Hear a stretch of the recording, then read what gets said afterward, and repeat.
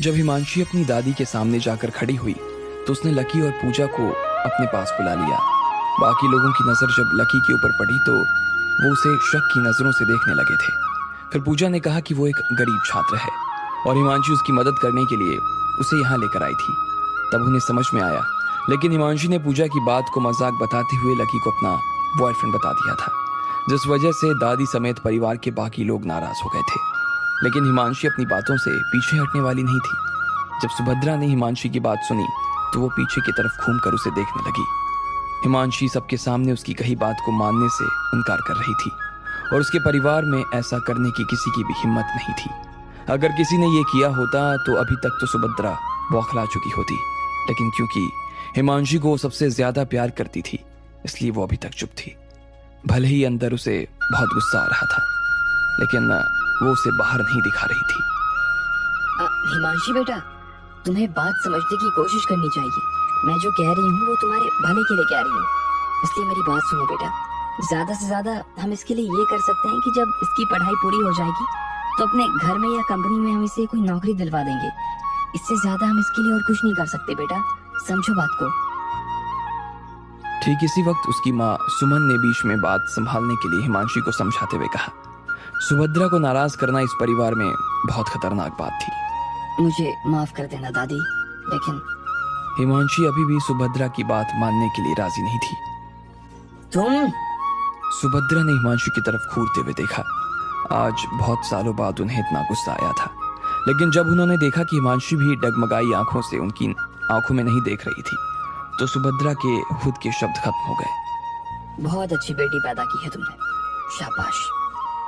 सुभद्रा ने गुस्से में कुसुम की तरफ देखते हुए कहा, हिमांशी तुम पहले तो ऐसी नहीं थी, फिर अब ये बदतमीजी कहाँ से सीख रही हो तुम? कुसुम ने हिमांशी के ऊपर चिढ़ते हुए कहा। हिमांशी के पास उनकी इस बात का कोई जवाब नहीं था। उसकी दादी और वहां खड़े बाकी लोग ये देख रहे थे कि लकी ने ठीक से कपड़े नहीं पहने थे, लेकिन किसी को मालूम नहीं था कि लकी इंसान कैसा था और ना ही कोई उसके बारे में जानने की कोशिश कर रहा था। लेकिन हिमांशी ने पहले से ही ये बात अपने दिल में ठान ली थी कि वो किसी भी ऐसे इंसान से शादी नहीं करेगी जो सिर्फ उसके परिवार के लिए पैसा कमाने की मशीन बनकर रह जाए, बल्कि वो किसी ऐसे इंसान से प्यार करेगी जिसे वो दिल से पसंद करती हो। तुम्हारी हिम्मत कैसे हो गई कि तुम अपनी दादी को उल्टे मुंह जवाब दे सको? हमारे परिवार का दामाद क्या कभी ऐसे कपड़े पहनेगा? इस तरह रहेगा? हरगिज नहीं। हिमांशी, भले ही दादी तुम्हें बहुत प्यार करती हो, लेकिन इसका मतलब ये नहीं कि तुम कुछ भी जिद लेकर बैठ जाओगी। सब लोगों ने हिमांशी को डांटना और ताना मारना शुरू कर दिया था।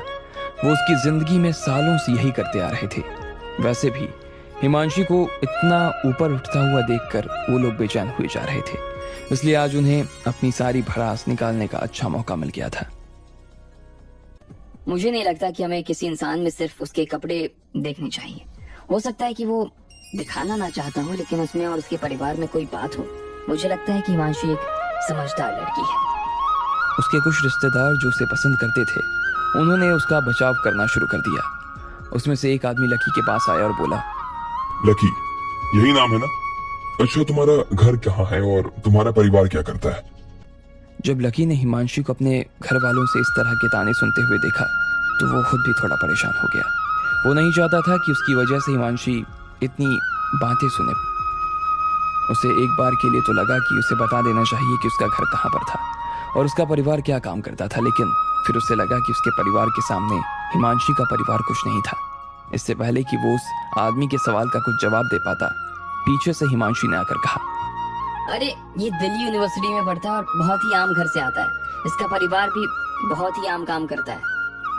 हिमांशी ने लकी की तरफ से सफाई देते हुए कहा। वो खुद भी जानती थी कि लकी के परिवार के मुकाबले में हिमांशी का परिवार कुछ भी नहीं था, लेकिन वो ये भी जानती थी कि लकी के परिवार को एक आम परिवार बताना अपने आप में एक बड़ा मजाक था। उसे डर लग रहा था कि कहीं बाकी लोग इस बात पर लकी का मजाक उड़ाना ना शुरू कर दें। उफ, भाई माफ करना, मैं शायद कुछ ज्यादा ही बोल गया। उस आदमी ने अपनी तरफ से सफाई देते हुए कहा। उसने देखा कि यहाँ तो सच में हाल बदल गए थे। लकी वो नहीं था जो वो सोच रहा था। इसके अलावा वो आदमी कह भी क्या सकता था। इधर सुभद्रा ने भी एक राहत की सांस ली। उन्हें दिख रहा था कि आज तो हिमांशी कुछ ज्यादा ही जिद कर रही थी। ये हमारा बंगला है। ठीक इसी वक्त एक आदमी की बाहर दरवाजे से आवाज आई। क्योंकि ये आंगन में शोर नहीं हो रहा था, इसलिए उस आदमी की आवाज साफ सुनाई दे रही थी। जब बाकी लोगों ने उस आवाज की तरफ देखा तो पाया वो शिवम की आवाज थी। शिवम हिमांशी का कजन था और वो एक बहुत ही सुंदर लड़की के साथ अंदर की ओर आ रहा था। वो लड़की कोई और नहीं बल्कि डिम्पल थी। अरे ये हो क्या रहा है? शिवम ने आगे आते हुए पूछा। उसकी बहन शिवानी तुरंत उसके पास आई और अभी अभी यहाँ जो कुछ हुआ उसके बारे में उसने सब कुछ अपने भाई को बता दिया। तब जाकर शिवम को समझ आया कि सब लोगों की आंखें लकी और हिमांशी के ऊपर क्यों टिकी हुई थी। उसने लकी की तरफ देखा और उसकी आंखों में एक अजीब सी चमक जाग उठी। वो उसे देखकर मुस्कुरा रहा था। तो दादी, आपको क्या पहले से मालूम नहीं था कि ये लड़का हिमांशी का बॉयफ्रेंड है? तो चलो इसके बारे में ना मैं आपको थोड़ी बात बताता हूँ। मैं इस लड़के को बहुत अच्छे से जानता हूँ। शिवम ने घमंड में लकी की तरफ आगे बढ़ते हुए कहा। शिवम, अच्छा होगा ना कि तुम अपना मुंह बंद रखो, ठीक है? हिमांशी जानती थी कि शिवम के मुंह से लकी के लिए कुछ अच्छा नहीं निकलने वाला था, और अब जब पहले से ही उसकी दादी और उसके घर वालों के सामने लकी का इंप्रेशन खराब हो गया था, तो वो लकी की इमेज को और ज्यादा खराब नहीं होने देना चाहती थी। ठीक है, तुम कहती हो तो नहीं बोलता हूँ, क्योंकि अगर मैंने कुछ बोला तो मेरी ही बहन इस लड़के के लिए मुझे मारेगी। शिवम ने अपना मुंह बंद करते हुए कहा। नहीं, बोलो तुम, क्या बात है? सुभद्रा ने कहा। हिमांशी से उनकी नाराजगी अब बढ़ती जा रही थी। ठीक है, आप कहती हैं तो बताता हूँ। शिवम ने किसी आदर्श छात्र की तरह जवाब दिया और फिर हिमांशी की तरफ देखने लगा। भले ही वो कमजोर लग रही थी, लेकिन शिवम उसका असली रूप जानता था।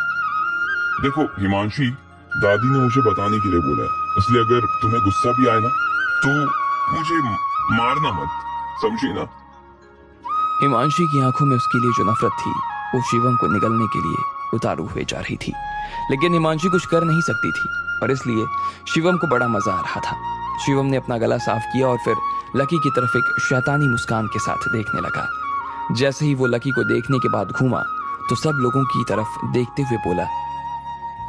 ये दिल्ली यूनिवर्सिटी से आने वाला एक गरीब सा स्टूडेंट है, खाना खाने के लिए साल में एक बार बाहर नहीं जा पाता।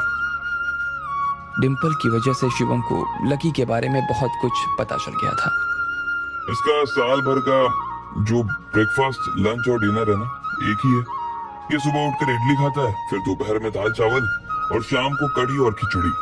इसके पास सिर्फ 2 जोड़ी कपड़े हैं, एक जोड़ी पहनता है, दूसरा जोड़ी सुखाता है। इसके पास ना अपने बालों को धोने के लिए शैम्पू खरीदने के लिए पैसे नहीं होते, इसलिए ये कपड़े धोते वक्त ही ना अपने बालों को धो लेता है। पिछले 5 सालों से एक ही फोन चला रहा है और अब अपनी गर्लफ्रेंड को बाहर खिलाने के लिए किसी ठेले पे ले जाता है। सिवाय सड़क के किनारों के ये इसकी जिंदगी में और कहीं खाता भी नहीं है। शिवम लकी के बारे में और कुछ बोलता गया। डिम्पल ने उसे लकी के बारे में जो कुछ बताया था वो सब कुछ वो अपने रिश्तेदारों को बताया जा रहा था। वो जानता था कि ऐसी चीजें तो उसके परिवार में कोई इंसान सहन नहीं कर सकता था। जब जब शिवम लकी के बारे में कुछ नया बताता तो सब लोगों के मुंह खुले के खुले रह जाते। वैसे भी वो दुनिया के जिस दौर में रह रहे थे उन्हें समझ नहीं आ रहा था कि कोई आदमी इतना गरीब आखिर कैसे हो सकता था। डिम्पल ने जब शिवम के मुंह से लकी की इतनी तारीफ सुनी तो वो खुश हो गई थी। आज आखिरकार हिमांशी के परिवार के सामने लकी के कपड़े खुलते जा रहे थे और ये देखकर डिम्पल को काफी सुकून मिल रहा था। पहले तो उसने यही सोचा कि शिवम के बर्थडे पर जो कुछ हुआ उसके बाद वो लकी को छोड़ देगी, लेकिन लकी था कि उसका पीछा छोड़ने का नाम नहीं ले रहा था। डिम्पल को लग रहा था कि लकी ने हिमांशी का भी ब्रेन वॉश किया है जैसा उसने उसका किया था। लेकिन अब तो अगर हिमांशी खुद भी लकी के पास आती तो भी लकी के पास इस परिवार का सदस्य बनने का कोई चांस नहीं था। हिमांशी का परिवार कभी लकी को एक्सेप्ट नहीं करता और जब उन्हें पता चलता कि वो हिमांशी से उसके पैसों के लिए प्यार कर रहा था तब तो उसे वो लात मारकर बाहर निकाल देते। जब डिम्पल ने लकी को इतने सारे लोगों से घिरा हुआ देखा तो डिम्पल को लकी के ऊपर दया भी आ रही थी और हंसी भी, लेकिन उसने लकी की तरफ उफ तक नहीं कहा, बल्कि उसे तो इस बात की खुशी हो रही थी कि उसका बदला पूरा हो गया था। लकी, कितने भोले हो तुम। तुम्हें क्या लग रहा है कि मेरी जगह हिमांशी को फंसा लोगे तो तुम्हारी जिंदगी आसान बन जाएगी? तुम्हें पता नहीं है बेटे, ये सब इतना आसान नहीं है। तुम्हारा तो ये लोग आज ही दयन कर देंगे, डिम्पल ने अपने आप से कहा। इधर जब सुभद्रा ने ये सब बातें सुनी तो उन्होंने जोर से एक सांस ली। इस वक्त उनके चेहरे पर गुस्सा साफ नजर आ रहा था और उस गुस्से को देखकर कोई भी आदमी डर सकता था। उन्हें देखकर हर किसी को थोड़ा सा दबाव महसूस हो रहा था। अगर वो इस तरह से हिमांशु की तरफ नहीं बल्कि किसी और की तरफ देख रही होती तो शायद वो आदमी सुभद्रा के सामने अपने कान पकड़कर उठक बैठक करना शुरू कर चुका होता। मैंने नहीं सोचा था कि इतना गरीब है। इसे तो आम आदमी भी नहीं कहा जा सकता। उसके हाल भी इससे तो काफी बेहतर ही है, लेकिन फिर भी इसकी हमारे परिवार में आने की हिम्मत कैसे हो गई यार। अच्छा वो जो शिवम को इसके बारे में इतना सब कुछ मालूम है, वरना ना जाने क्या हो जाता। वैसे शिवम, तुम्हें इसके बारे में इतना सब कैसे पता चला? एक आदमी ने शिवम से पूछा। क्योंकि पहले इसकी जो गर्लफ्रेंड थी ना, अब वो मेरी गर्लफ्रेंड है, बस बात इतनी है। शिवम ने गर्व से मुस्कुराते हुए कहा। जैसे ही उसने इतना भर कहा उसके बाद वो डिम्पल की तरफ देखने लगा। डिम्पल खुद भी शिवम की तरफ बढ़ने लगी थी और इधर दूसरी तरफ शिवानी शिवम की पीठ थपथपा रही थी। दादी, इसका नाम है डिम्पल, मेरी गर्लफ्रेंड है ये। शिवम ने डिम्पल को अपनी दादी से इंट्रोड्यूस करवाते हुए कहा। नमस्ते दादी। डिम्पल ने सुभद्रा के पैर छुए और कहा, क्या बात है, ये लड़की तो बहुत ही सुंदर है। हाँ, ऐसा लग रहा है कि किसी फिल्म की हीरोइन है। काफी सुंदर है। शिवम की पसंद की तो दाद देनी पड़ेगी।